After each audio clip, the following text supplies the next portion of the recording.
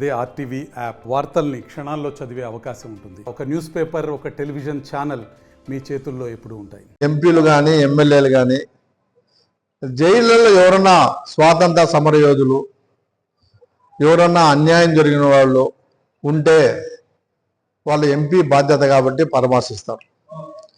మహిళలను అవహేళన చేసి కించపరిచి నీచంగా మాట్లాడి ఈ జిల్లానే వదిలిపోయిన వ్యక్తులను పోలీసు వాళ్ళు పట్టుకొస్తే మీరు పోయి పరామర్శించే ఇంతకన్నా చిన్నతనం ఒకటి ఉండదని నేను అంటున్నాను.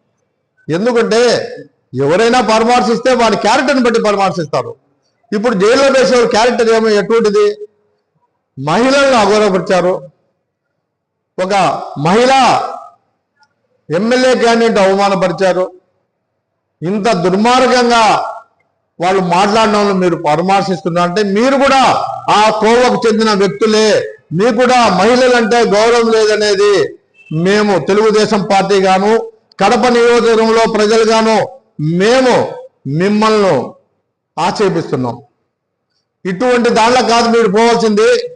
మీరు మంచి పనులు చేసే వాళ్ళకు, స్వాతంత్ర సమరయోధులకు, అటువంటి వాళ్ళకు పోతే హర్షిస్తారు. కానీ ఇటువంటి దొంగలకు, ఒక పక్క రేపిస్టులకు, కూనీకోర్లకు పోతే ఎవరు కూడా హర్షించరు. ఇప్పటికైనా జగన్మోహన్ రెడ్డి నాయకులారా, ఇప్పటికైనా తెలివి తెచ్చుకోండి. మీకు ప్రజలు తిరస్కరించి 11 సీట్లకు పరిమితం చేశారు. కడపలో అయితే ఎంపీ అయితే ఏదో గుడ్డోడు గెలిచినట్టు గెలిచావే తప్ప మీకు కాంగ్రెస్ పార్టీ పుణ్యమాన్ని నువ్వు గెలిచావు.